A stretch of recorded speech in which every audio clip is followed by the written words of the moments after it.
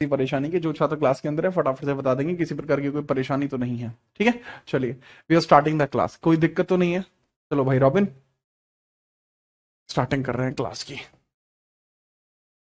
कल की क्लास में हम कुषाण वंश के बारे में बात कर रहे थे। कुषाण वंश के बारे में बेसिकली बात कर रहे थे। ठीक है, ऑपरेशन सिंदूर हुआ, भारतीय सेना के द्वारा एक अच्छी बढ़त बनाई गई जो कि बहुत बेहतरीन है। ठीक है अनिकेत, तो कहीं ना कहीं अगर आप देखेंगे तो चीजें बहुत बेहतरीन नहीं है, चीजें बहुत बहुत बेहतरीन नहीं है। ठीक है, चलिए बात करते हैं बहुत ध्यान से, बहुत इंपॉर्टेंटली बात करते हैं।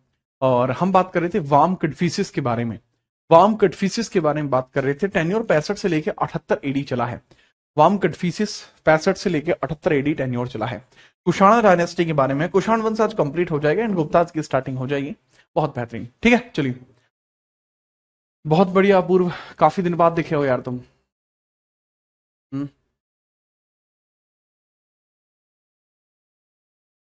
लिखिए कुषाण डायनेस्टी, कुषाण डायनेस्टी अब लिख लीजिए। कुषाण वंश देख लीजिए, कुषाण वंश, कुषाण डायनेस्टी।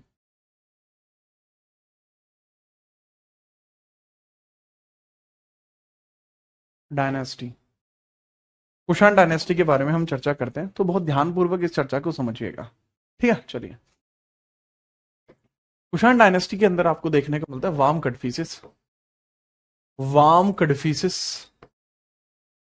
या कई बार विम कटफिसिस भी बोलते हैं। विम लिख लीजिए, वैसे विम ज्यादा अच्छा रहेगा। विम कटफिसिस, विम कटफिसिस के बारे में बात कर रहे हैं। विम कटफिसिस, ठीक है बाबू, विम कटफिसिस के बारे में बात करते हैं। ओके, अब इसको समझना, इसका टेन्योर जो है 65 से लेकर 78 एडी चला है। 65 से लेकर 78 एडी चला है। ये शैव धर्म का अनुयायी था और इसको कहा जाता है कुषाण वंश का real founder, real founder of Kushana dynasty. इसको कहा जाता है real founder of Kushana dynasty, real founder of Kushan dynasty, Kushan dynasty, dynasty इसको कहा जाता है। कुषाण वंश का वास्तविक संस्थापक इसको कहा जाता है। ठीक है चलो,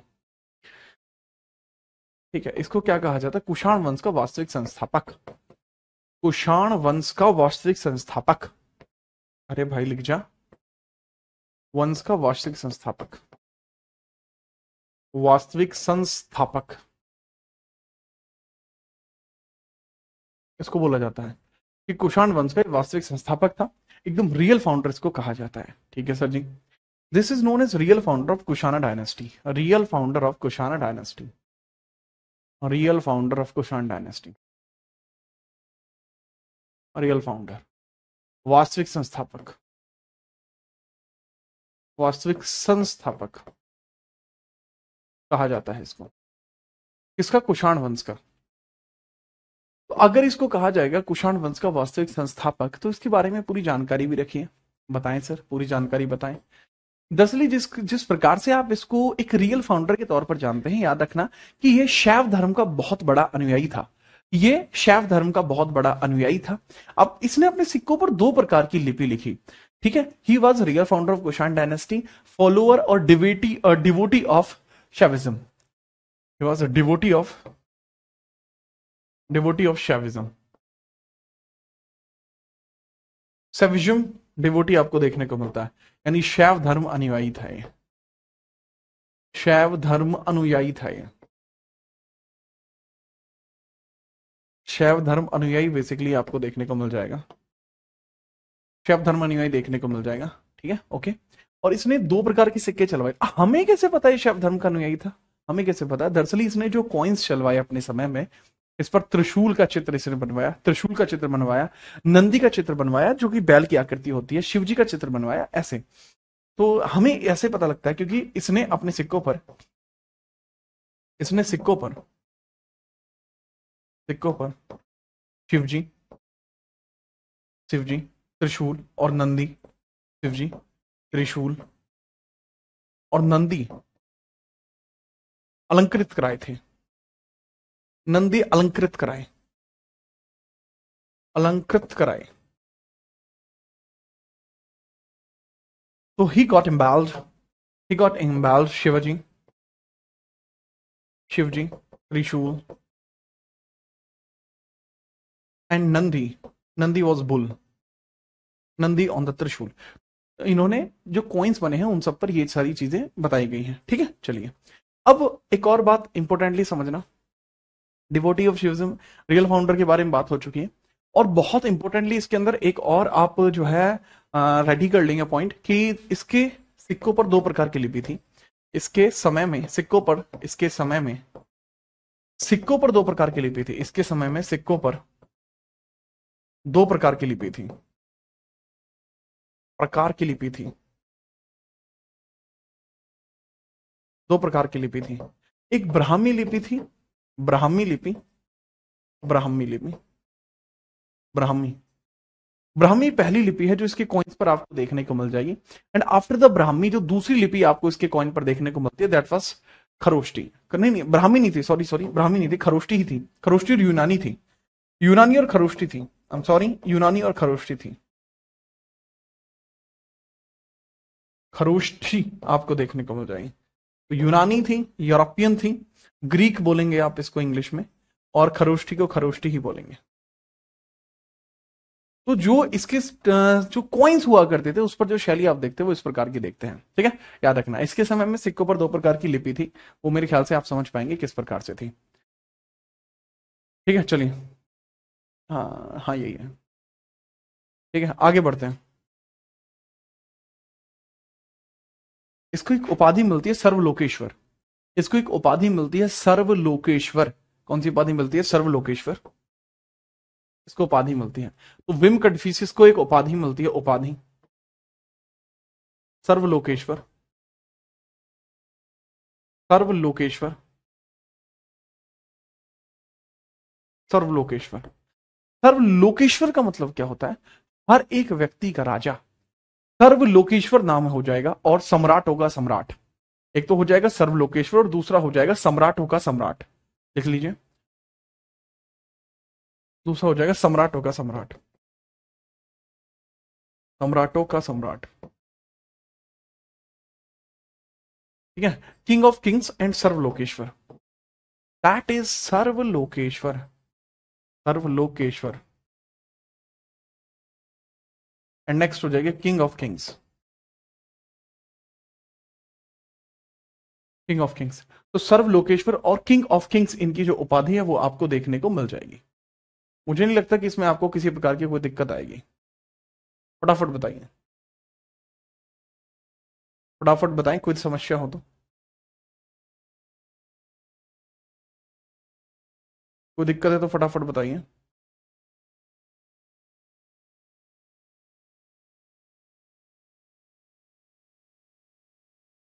इसको महेश्वर के नाम से भी जाना जाता है, इसको महेश्वर के नाम से भी जाना जाता है। पुराने वाले जो बच्चे हैं अपने, जो पुराने बैचेस में पढ़े हुए हैं, वो बता रहे हैं कि सर महेश्वर भी होगा। क्या सही है? हाँ, महेश्वर सही है, महेश्वर होगा, महेश्वर भी होगा,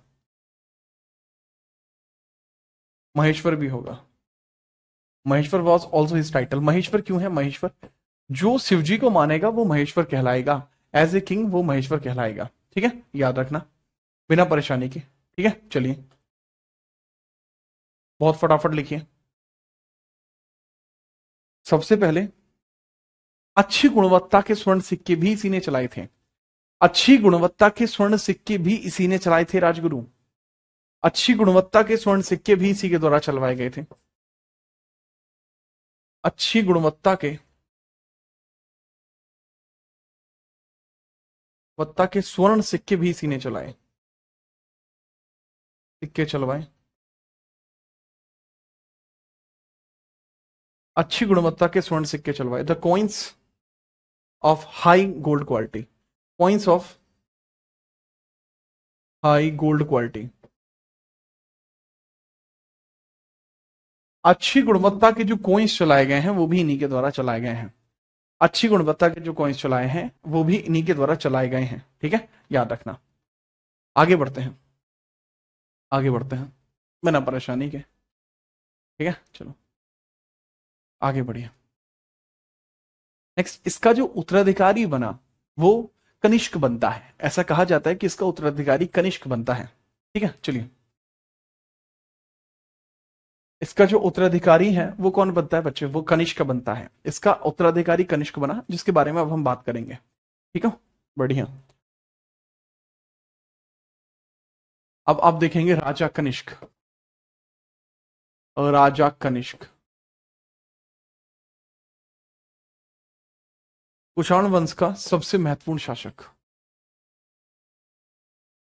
king Kanishka. King Kanishka. King Kanishka. King Kanishka के बारे में याद रखना, क्या कह सकते हैं इनको? कुषाण वंश का सबसे महत्वपूर्ण रूलर कहा जा सकता है।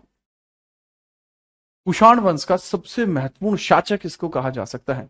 कुषाण वंश का सबसे महत्वपूर्ण शासक इसको कहा जा सकता है। ठीक है, क्या कहा जा सकता है? Most important ruler of Kushan dynasty. Most important ruler, most important ruler, ruler of Kushan dynasty, of Kushan dynasty. Kushan dynasty का सबसे जरूरी रूलर इनको कहा जा सकता है। Most important ruler of Kushan dynasty. Kushan वंश का सबसे प्रतापी शासक। कुषाण वंश का सबसे प्रतापी शासक, सबसे प्रतापी शासक, सबसे प्रतापी शासक। कुषाण वंश का सबसे प्रतापी शासक आपको ये देखने को मिल जाएगा। तख्त पर कब बैठा? राजा कब बना? राजा कब बना? राजा कब बना?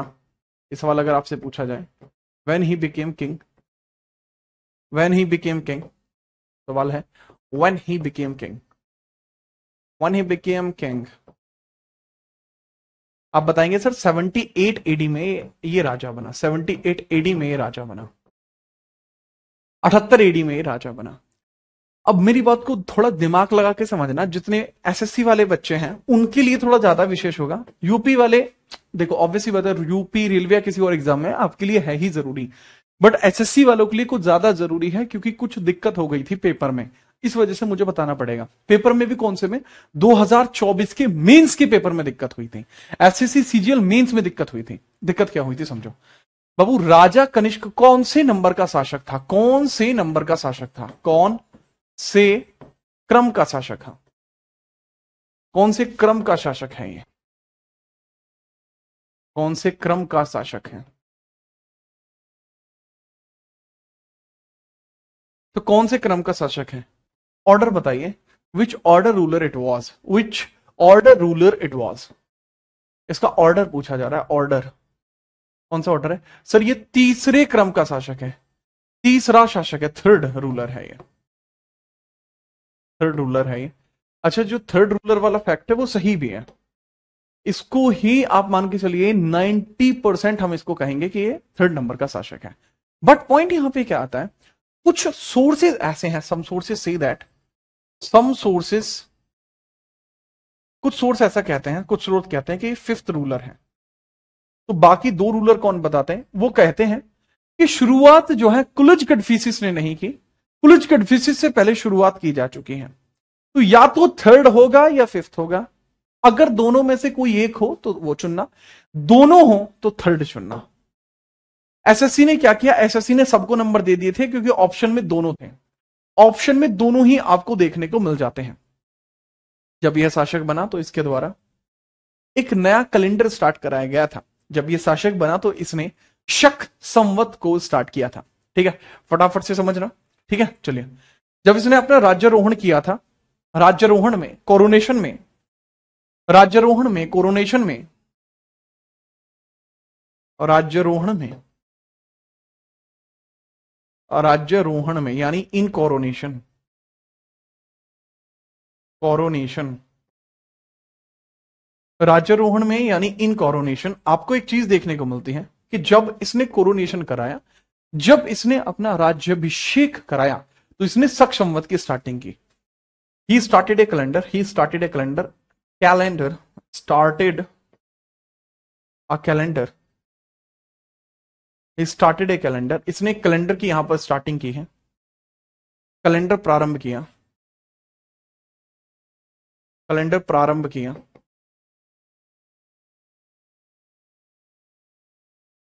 जो कैलेंडर यहां पर इसने प्रारंभ किया है, the calendar that he started here, जो कैलेंडर इसने यहां पर प्रारंभ किया है, उस कैलेंडर को किस नाम से जाना जाता है? दैट इज नोन एज शक संवत।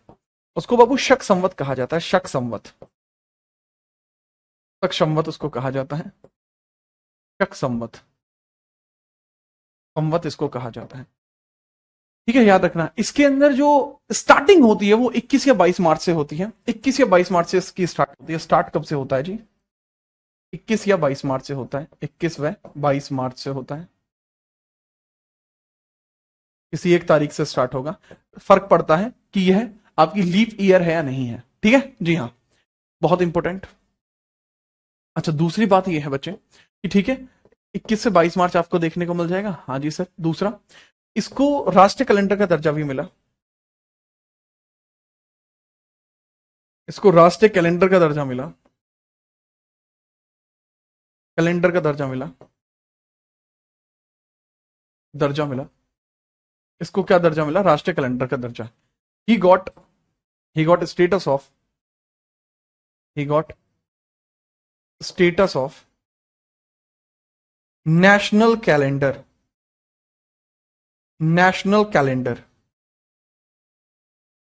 इसको नेशनल कैलेंडर का स्टेटस भी मिला, दर्जा भी मिला नेशनल कैलेंडर का।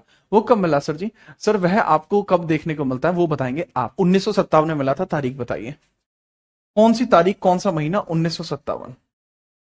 हालांकि तारीख मैंने लिखी हुई है बोर्ड पे कहीं ना कहीं, बताइए।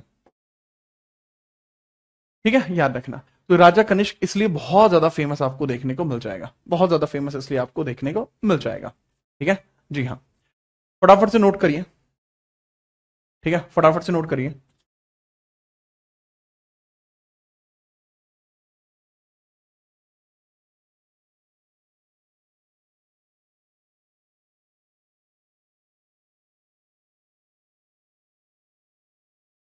ठीक है, फटाफट बताओ। रोहन डट जा छोरे।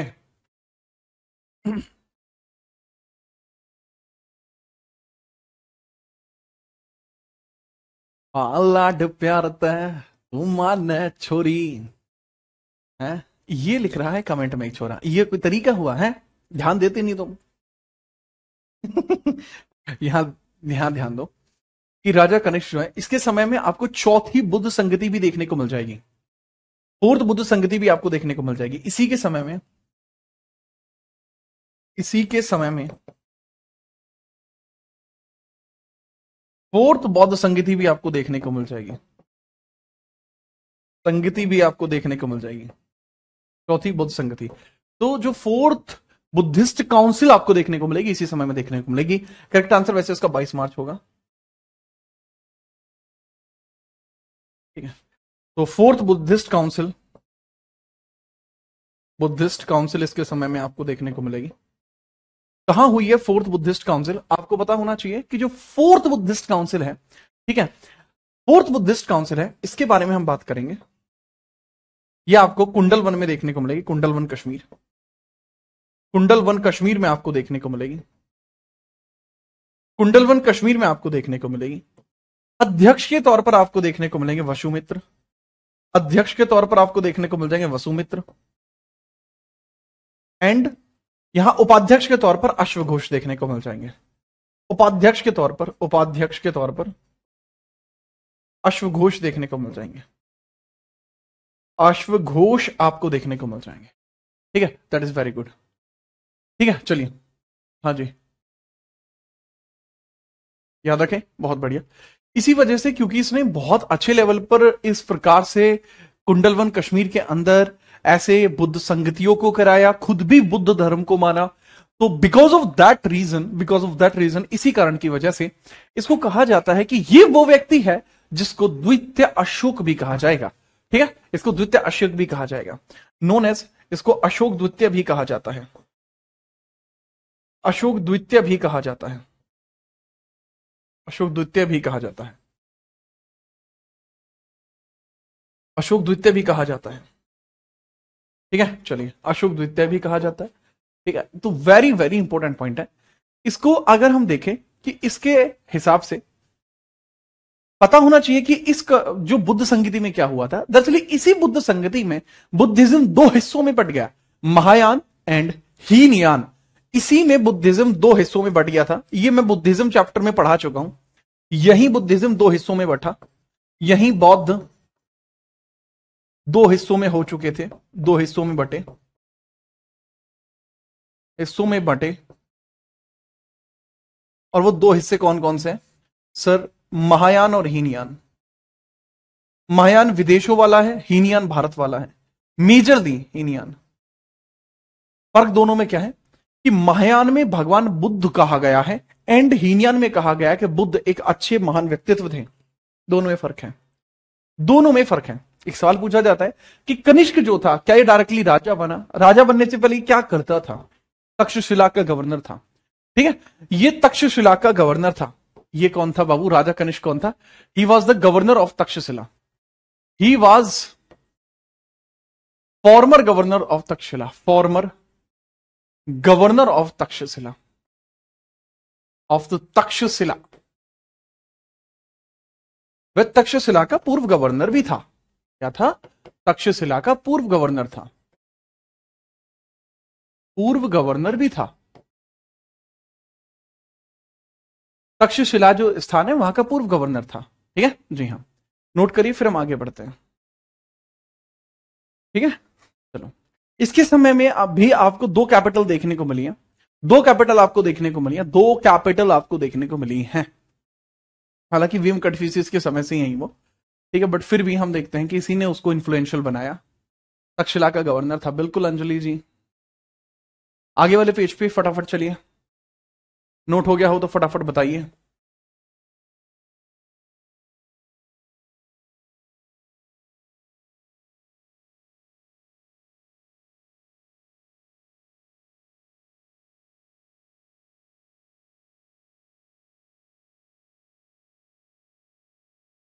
दो राजधानी आपको देखने को मिलेंगे, पेशावर एंड मथुरा। बढ़िया। इसके समय आपको कैपिटल भी दो देखने को मिलती है, दो राजधानी आपको देखने को मिलती है। इसके समय की राजधानी, इसके समय राजधानी, इसके समय कैपिटल, राजधानी, राजधानी अर्थात जो कैपिटल आपको देखने को मिलता है, कैपिटल सिटी, कैपिटल सिटी और राजधानी शहर आपको दो देखने को मिलते हैं। बताइए सर, पहला राजधानी शहर जो है वह आपको कौन सा देखने को मिलता है? दैट इज पुरुषपुर, जो कि पुरानी थी, पुरुषपुर जो कि पुरानी थी, पुरुषपुर जो कि पुरानी थी, पुरुषपुर, पुरुषपुर। एंड दूसरी आपको देखने को मिलती है दैट इज मथुरा, मथुरा आपको देखने को मिलती है, मथुरा। पुरुषपुर के बाद आपको देखने को मिलती है मथुरा, जो कि अगली कैपिटल थी। ठीक है, नेक्स्ट हम बात करते हैं, आगे देखिए। नेक्स्ट हम आगे बात करते हैं, आगे देखिए। कोई दिक्कत नहीं है? नहीं नहीं, नहीं।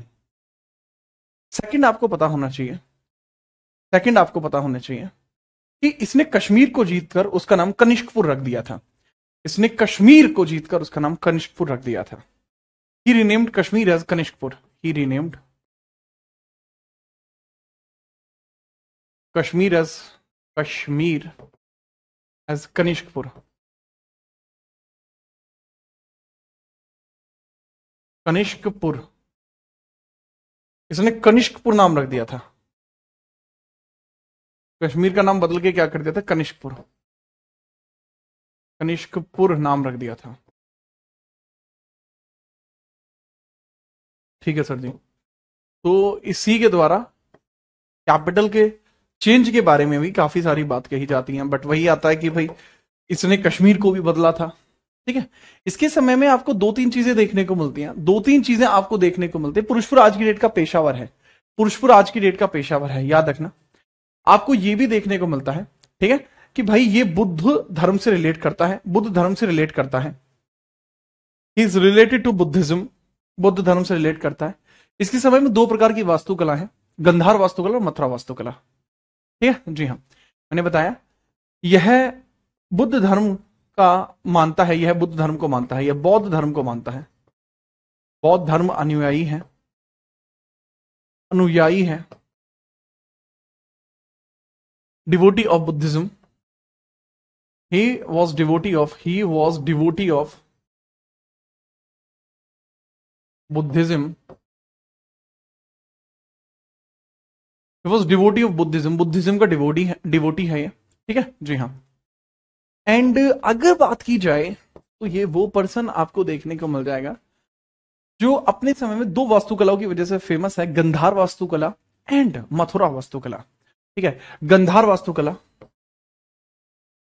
गंधार वास्तुकला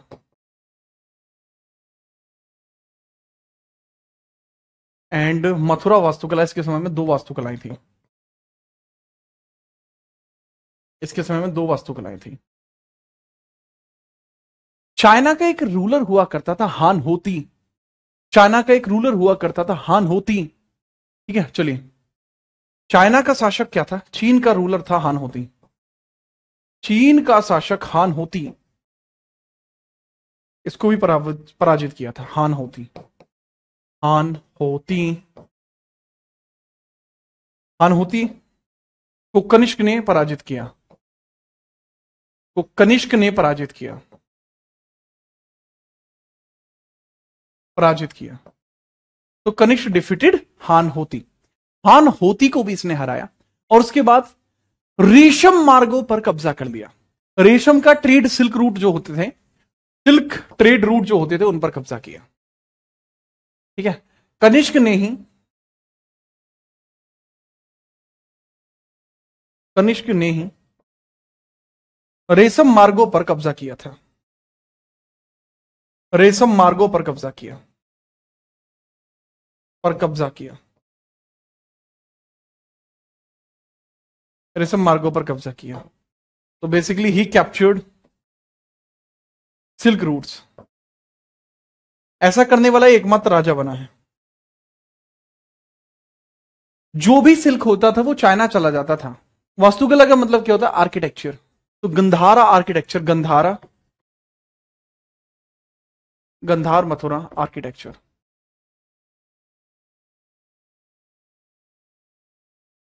किसी भी चीज का जो डिजाइन होता है वो आर्किटेक्चर कहलाता है। तो उसने सिल्क रूट पर कब्जा कर लिया था, ठीक है, याद रखना, बिना परेशानी के याद रखिएगा, मुझे नहीं लगता कोई दिक्कत है, ठीक है। फटाफट बताइए।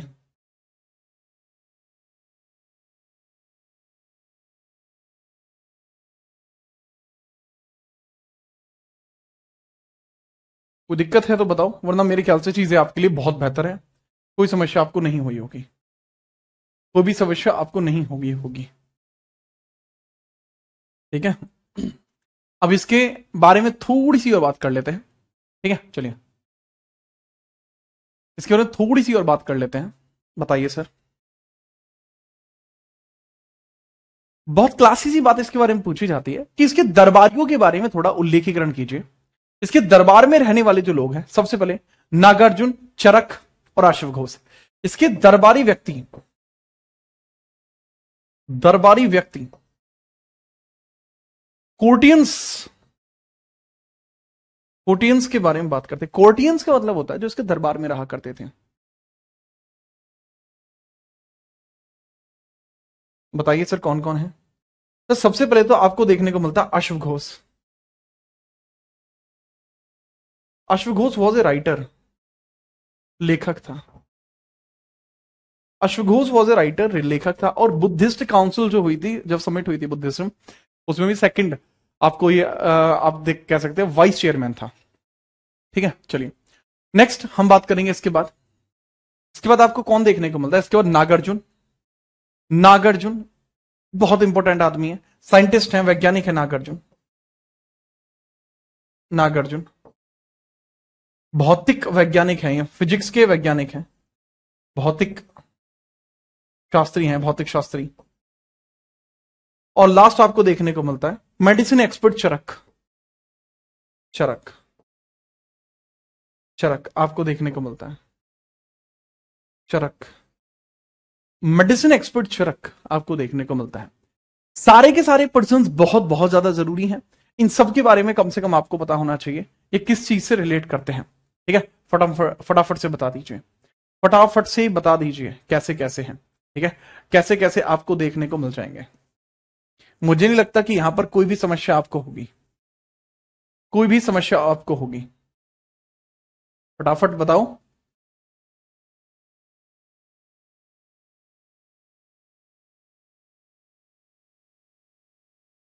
ठीक है चलो। बुद्ध चरित्र लिखी है अश्वघोष ने। एक बच्चा पूछा बुद्ध चरित्र किसने लिखी है? अश्वघोष ने। बुद्ध चरित्र किसने लिखी है? अश्वघोष की जो बुक है उसका नाम क्या? बुद्ध चरित्र। अश्वघोष की जो बुक है उसका नाम क्या? बुद्ध चरित्र। बुद्ध चरित्र जिसमें बुद्ध के जीवन का उल्लेख है, बुद्ध चरित्र ये बुक है, बुद्ध चरित्र।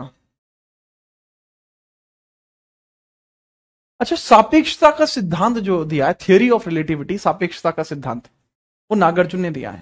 ये फिजिशियन थे, फिजिसिस्ट थे, ये फिजिसिस्ट। सापेक्षता का सिद्धांत, सापेक्षता का सिद्धांत, theory of relativity, theory of relativity, theory of relativity आपको देखने को मिल जाएगी, नागार्जुन के द्वारा दी गई थी। सर यह है मेडिसिन के जनक है, मेडिसिन शास्त्र के जनक है, चरक, मेडिसिन एक्सपर्ट हैं ये, चिकित्सा बहुत खतरनाक करते हैं, मेडिसिन, मेडिकल लाइन से जुड़े हुए हैं, मेडिकल। और इन्होंने चरक संहिता लिखी है, चरक संहिता इन्होंने लिखी है, चरक संहिता इन्होंने लिखी है। फटाफट बताइए इन्होंने क्या लिखी है? चरक संहिता इन्होंने लिखी है, फटाफट लिखिए।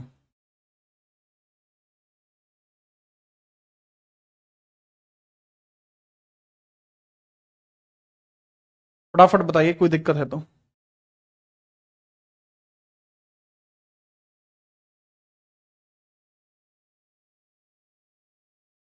बाकी प्रज्ञापार मित्रा, प्रज्ञापार मित्रा, प्रज्ञापार मित्रा जो है, प्रज्ञापार मित्रा वो नागार्जुन की है। प्रज्ञापार मित्रा, प्रज्ञा पार मित्रा,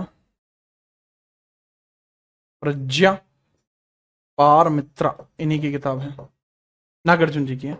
प्रज्ञा प्यार मित्रा, प्रज्ञा पार मित्रा, प्रज्ञा प्यार मित्रा इन्हीं की किताब आपको देखने को मिल जाएगी बिना परेशानी के। ठीक है, याद रखना। ठीक है, फटाफट से नोट करिए, फटाफट से नोट करिए। और बाकी मध्यमिका इनकी किताब है, माध्यमिका, माध्यमिका इनकी किताब है, माध्यमिका, माध्यमिका भी इन्हीं की किताब है, माध्यमिका भी इन्हीं की किताब है, माध्यमिका।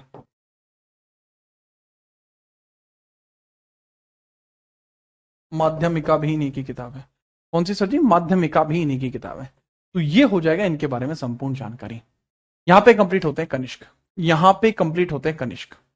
फटाफट बताइए यहां तक अगर किसी प्रकार की कोई दिक्कत है, यहां तक यदि किसी प्रकार की कोई दिक्कत है तो फटाफट बताइए।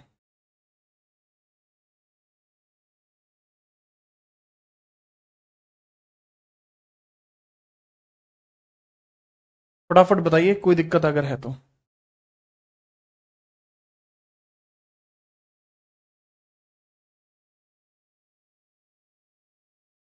बताइए कोई दिक्कत है तो बताओ।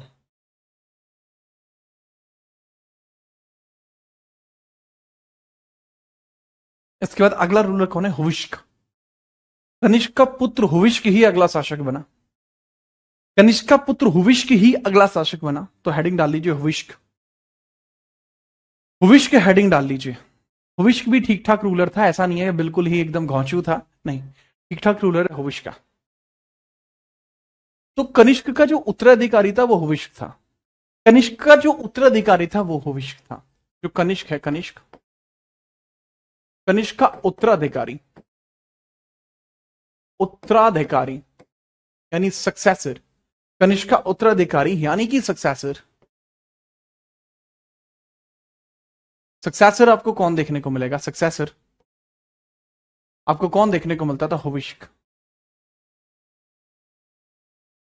हुविष्क के बारे में देखिए, हुविष्क का, हुविष्क का। अब अगर मैं हुविष्का की बात करूं, हुविष्का का किस प्रकार से कार्यकाल चलता है वो समझो। हुविष्का हुविश्का के बारे में देखिए, इसका कार्यकाल किस तरीके से, किस प्रकार से आपको देखने को मिलेगा। सबसे बड़ी बात है कि इसने हुविश्कपुर बनाया था। कश्मीर के हुविश्कपुर की स्थापना इसने की। कश्मीर में हुविश्कपुर की स्थापना इसने करी है। में हुविश्कपुर की स्थापना, हुविश्कपुर की स्थापना स्थापना इसने करी है। Established Huvishkapur of Kashmira, Huvishkapur of Kashmir इन्होंने बनाया। Established Huvishkapur, Huvishkapur of Kashmir. हमें कैसे पता? कोई ना कोई तो बात होगी जो हमें पता है। देखो जी, हुविश्कपुर बनाया जाता है, ये हमें पता है राज तरंगणी की वजह से। ये फैक्ट हमें किस वजह से पता है? राज तरंगणी की वजह से। कल्हण की एक बुक है राज तरंगणी, इसकी जानकारी हमें एक किताब में से देखने को मिलती है। इसकी जानकारी हमें एक किताब में से देखने को मिलती है। इसकी जो डिटेल्स हैं हमें एक किताब में देखने को मिलती हैं। डिटेल्स साफ है, बच्चा माफ है। नाम है किताब का क्या भला? राज तरंगणी, तरंगिणी, तरंगिणी, राज तरंगिणी, राज तरंगिणी।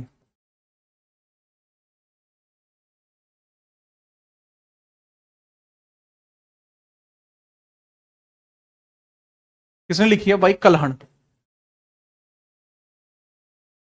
कल्हण के द्वारा इसको लिखा गया है। कल्हण के द्वारा लिखा गया है। दरअसल इसमें कश्मीर का संपूर्ण इतिहास है। उसमें कश्मीर का संपूर्ण इतिहास है जो वहां पर बताया गया है। ठीक है, याद रखना। अब पूछा जाता है कि फिर यही इसके बारे में याद रखना है। हाँ, यही इसके बारे में याद रखना है। ये किस धर्म का अनुयायी था? शैव धर्म का अनुयायी था। ये शैव धर्म का ही अनुयायी था। ठीक है जी हाँ। लेकिन इसने सिक्कों पर भगवान विष्णु और भगवान शिव दोनों का ही कह सकते हैं आप उत्कीर्णन कराया था। ठीक है, हुविश के बारे में याद रखना, सिक्कों पर, सिक्कों पर भगवान शिव और विष्णु, भगवान शिव प्लस विष्णु जी, भगवान शिव जी और विष्णु जी दोनों का उत्कीर्णन इसने कराया। दोनों का उत्कीर्णन इसने कराया।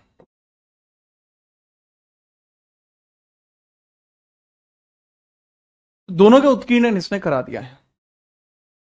कल्हण कौन था यार? कल्हण आगे आएगा, वो 11वीं सेंचुरी का आदमी है, 11वीं शताब्दी का है। अभी पहली शताब्दी चल रही है, पुरानी बातों के बारे में लिख रहा है कल्हण। ठीक है, भगवान पर शिव जी और विष्णु जी का उत्कीर्णन कराया था। He inscribed lord Shiva and lord Vishnu, HNU, lord Vishnu, on coins, on coins. ठीक है, याद रखना। अच्छा, इंपोर्टेंटली एक बात और इसमें याद रख लेंगे कि इस पूरी डायनेस्टी का जो अंतिम रूलर आपको देखने को मिल जाएगा, that was Vasudev. Vasudev was the last ruler. ठीक है, कुषाण डायनेस्टी का जो अंतिम शासक है दैट वाज वासुदेव। तो वासुदेव लास्ट रूलर आपको देखने को मिल जाएगा। Last ruler of Kushana dynasty, last ruler of Kushana dynasty, Kushan dynasty, dynasty, Kushan dynasty का जो लास्ट रूलर है वो आपको कौन देखने को मिलता है? That was Vasudev. वासुदेव अंतिम शासक जो है कुषाण वंश का, वो वासुदेव है। कुषाण वंश अंतिम शासक, अंतिम शासक वासुदेव है।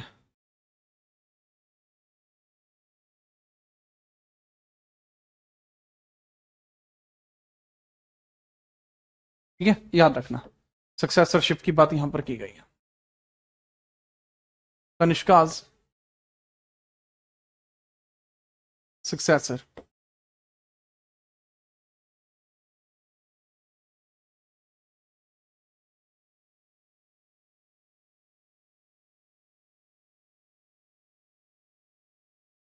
तो ये रहेगा बेहतरीन, द ग्रेट कुशान्स। यस,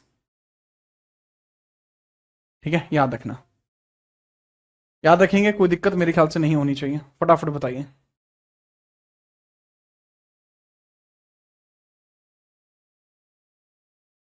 यहां पे कंप्लीट होता है आपका आज का ये पूरा चैप्टर।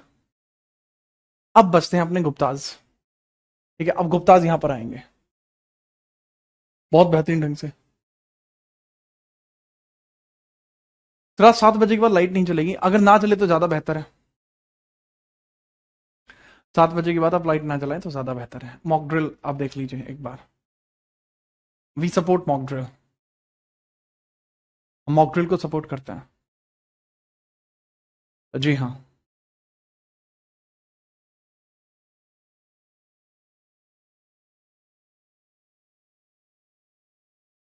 तो यहां पर आपके कंप्लीट हो जाता है मौर्यकालीन, जो उत्तर मौर्यकालीन जितने भी राजवंश हैं वो सारे। ठीक है, चलो ओके।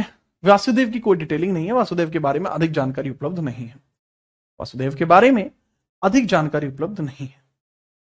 ठीक है, कोई और समस्या है तो बताइए, वरना हम कल यहां पर स्टार्ट करेंगे गुप्ता डायनेस्टी की। ठीक है, चलिए।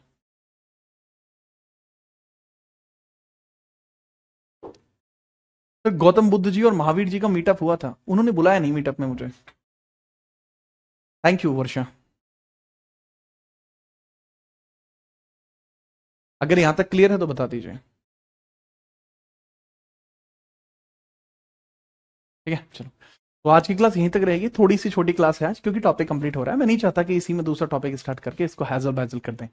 अगर आपका कोई डाउट है जीएस का, किसी भी बैच का, किसी भी सब्जेक्ट का, जीएस का, बट वो आप मुझे बता सकते हैं क्या परेशानी आपको आ रही है, मैं आपकी परेशानी का समाधान कर दूंगा।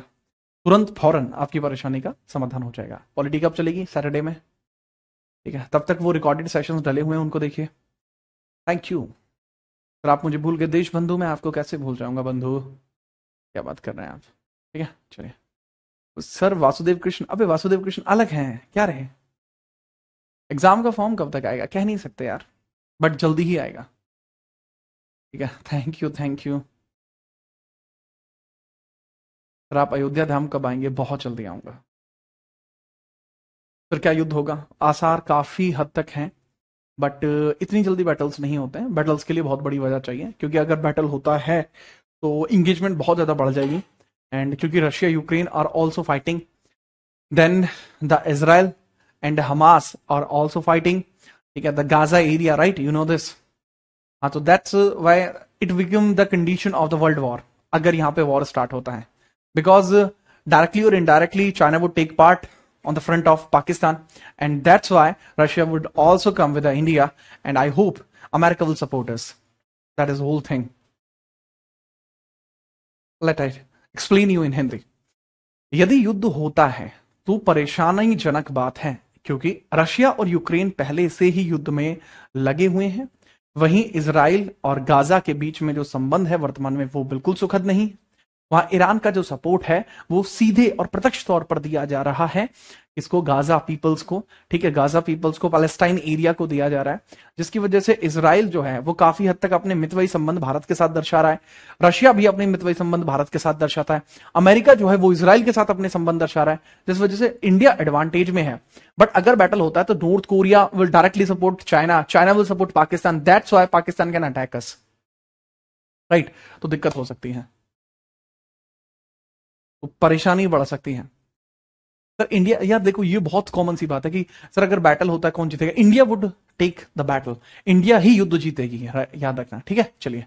अब बैटल रोड चाइना से ही होकर निकलती है, बिल्कुल निकलती है।